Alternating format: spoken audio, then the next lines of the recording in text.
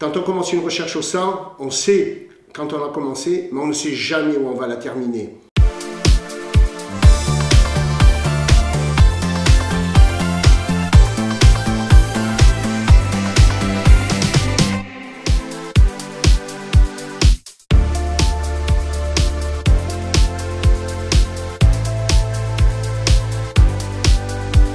Il n'y a pas deux recherches pareilles, il n'y a pas deux blessures pareilles. On a l'anchouse, on a des directions de fuite. À partir de ce moment-là, c'est le mariage entre le chien et le conducteur qui va opérer. C'est lui, le conducteur n'a plus qu'à analyser ce que le chien lui dit. Les chiens parlent pas de la même façon que nous, mais ils parlent. Et il va falloir écouter le chien et on part pour une aventure. Le chien part plus ou moins vite sur la trace et c'est son sport, il a été éduqué pour ça. Qu'il soit teckel, qu'il soit rouge de Bavière, de Hanovre, qu'il soit Drahthaar ou quelle que soit la race, ils ont une spécificité que le conducteur connaît parce que c'est lui qui l'a amené à ce travail-là. Donc le chien part et il va indiquer à son maître, au fur et à mesure de la poursuite de l'animal blessé, il va être amené à discuter et poser des questions à son maître. Et son conducteur va essayer d'y répondre le mieux possible. Quand on commence une recherche au sang, on sait quand on a commencé, mais on ne sait jamais où on va la terminer. Et le chien est le seul à maîtriser cette action, parce que des fois, lui, il sait quand l'animal est mort, et qu'il sait qu'il va le retrouver mort, et il sait qu'il va peut-être le poursuivre, tant que nous sommes encore loin d'avoir cette pratique. Pardon, j'ai dit une erreur. Tu as une anecdote sur... Tu veux qu'on reprenne Ouais, parce que j'ai dit une connerie à la fin. On reprend tout ou on fait comment là? Non, tu vas reprendre. Sur le chien, c'est qu'il va le retrouver mort voilà. ou blessé. À l'anchouse, le chien sait à 90% si l'animal est mort ou pas. Un bon chien, je ne dirais pas un jeune chien, un chien qui a un certain métier, à la blessure, il sait s'il a des chances de le retrouver ou pas. C'est souvent ce qui fait l'échec des jeunes chiens qui ne maîtrisent encore pas suffisamment ce savoir et le chien abandonne ou ne se motive moins parce qu'il n'a pas cette maîtrise qu'un vieux chien aurait qui dès le départ lui dit on va le retrouver. La recherche au sang sur un chevreuil, il n'y a pas grand danger.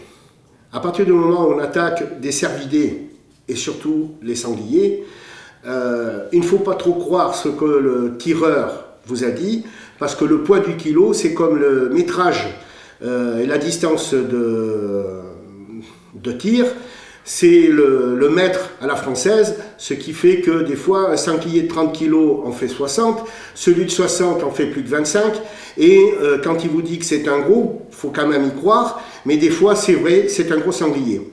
La recherche au sang, c'est quand même quelque chose d'assez dangereux. Le sanglier qui a une balle de panse n'a peu d'humour, et c'est quand même dangereux, et pour le conducteur, et pour le chien, parce que c'est quand même lui qui arrive le premier.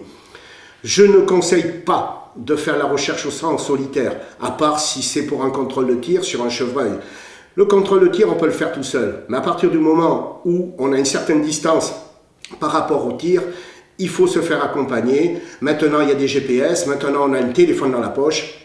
C'est quand même une action qui n'est pas anodine, il ne faut pas se laisser aller. Moi, je ne me laisse pas aller à partir tout seul derrière un sanglier en disant c'est pas grave, j'ai une dague ou j'ai un fusil dans le dos. C'est vraiment trop dangereux et c'est ridicule de risquer la vie de son chien et sa propre vie, même si ça ne tue pas toujours, ça pourrait tuer une fois. Je suis appelé sur un animal blessé, un sanglier de 45-50 kg qu'il a blessé en fin de battue. C'est le propriétaire terrien et il me dit qu'il y a un petit sanglier, il pense qu'il est réellement bien blessé, une balle mal placée mais qui devrait être mortelle.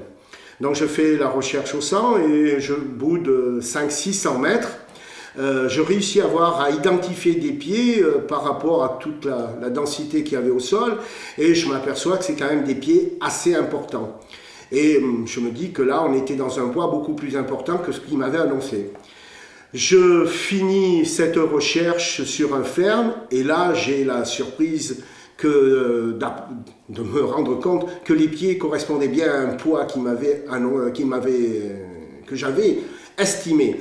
L'animal faisait 150 kg, il n'avait pas une blessure légère, il avait simplement une balle de panse, il était armé comme un phacochère et il n'avait vraiment pas envie de mourir cette journée-là. J'ai eu un petit peu de mal à lui dire que c'était moi qui devais avoir raison. Et je me souviendrai toujours du tireur. Quand il a vu son animal, il m'a dit « c'est pas possible, ce ne peut pas être le mien ». Alors je lui ai dit « si c'est pas le vôtre, c'en est un autre ». Mais en ce qui me concerne, j'ai commencé la recherche là où on me l'avait dit, et là où je suis maintenant, c'est encore chez vous. Et je crois qu'il n'a pas pris de poids dans la nuit. C'était vraiment un très très bel animal.